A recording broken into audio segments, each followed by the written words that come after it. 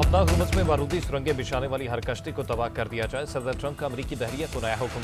अपना हुर्मुज़ की नाकाबंदी भी न खत्म करने का ऐलान, कार्रवाइयां 3 गुना बढ़ाने का भी कह दिया।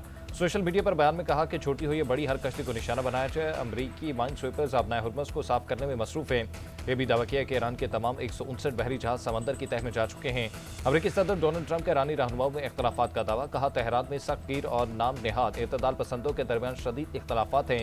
ईरान मुश्किल दौर से गुजर रहा है, वो फैसला नहीं कर पा रहा कि मुल्क का लीडर कौन है।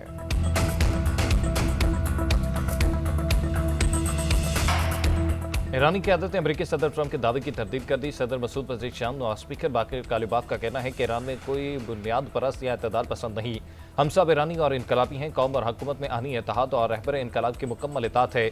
हमलावर मुजरिम को अपने इक़दाम पर पछतावा होगा। एक खुदा, एक रहनुमा, एक कौम और ईरान की फतह का एक रास्ता जो जान से ज़्यादा अजीज़ है। उधर ईरानी वज़ारत ख़ारजा के तर्जुमान इस्माइल वाक़ई बोले कि हमने अभी तक अमरीका के साथ मुज़ाकरात के दूसरे दौर में शिरकत का फैसला नहीं किया। इंतहाई अफसूदा यूरेनियम को बैरून मुल्क मुंतकिल करना कोई ऑप्शन नहीं, लेकिन इसकी अफसूदगी की सतह कम करना ज़ेर गौर है।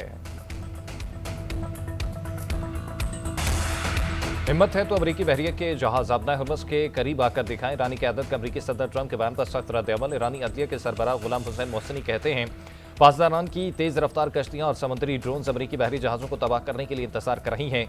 अमरीकी बहरिया के जहाज अपना हुर्मुज़ के करीब भी जाने की जरूरत नहीं करते। उधर ईरान की कौमी सलामती कमेटी के तर्जुमान इब्राहिम रज़ाई बोले कि ईरान किसी दबाव या एकतरफा शराइत को कबूल नहीं करेगा। हम अपनी खुद मुख्तारी पर कोई समझौता नहीं करेंगे और बैरूनी दबाव का मुकाबला जारी रखेंगे।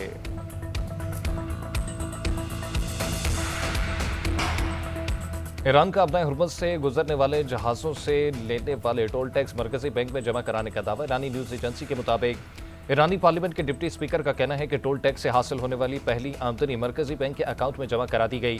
तहम उन्होंने ये नहीं बताया कि टैक्स किस तरह वसूल किया गया या किसने अदा किया। दूसरी जानिब बरतानवी नशरियाती इदारे का कहना है कि ईरान के दावे की आज़ादाना तौर पर तस्दीक नहीं की जा सकी। उधर बरतानिया और फ्रांस ने अपना हुर्मुज़ खुलने के लिए पुरुम्मीद जाहिर कर दी। बहरे हिंद में अमरीकी नाकाबंदी जहाज़ों की पकड़ धकड़ जारी। अमरीका और ईरान की एक दूसरे के बहरी जहाज़ों पर कड़ी नजरें। अमरीकी फौज ने ईरानी तेल ले जाने वाले एक और टैंकर को कब्जे में ले लिया। अमरीकी महकमा जंग ने इंडो पैसिफिक से कब्जे में लेने वाले जहाज़ की वीडियो भी जारी कर दी। दावा किया कि जहाज़ ईरान से तेल ले जा रहा था। आलमी सतह पर मैरीटाइम कवानीन के नफाज को जारी रखेंगे ताकि गैर कानूनी नेटवर्क और ऐसे जहाज़ों को रोक सके जो ईरान की मदद कर रहे हैं।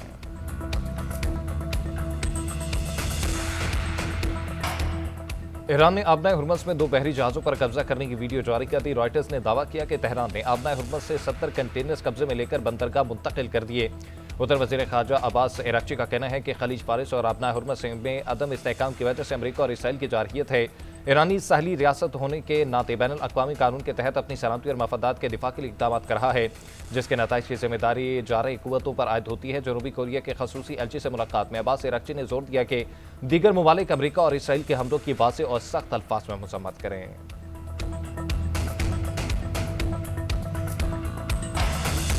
वज़ीर-ए-आज़म शहबाज शरीफ से पाकिस्तान में चीन के सफ़ीर जियांग ज़ेडोंग की मुलाकात। मशरक़ी वस्ता की सूरत-ए-हाल और पाकिस्तान की अमन की कोशिशों पर तबादला ख्याल। वज़ीर-ए-आज़म ने चीन के साथ स्ट्रेटेजिक शराकत दारी पर फ़ख्र का इज़हार किया।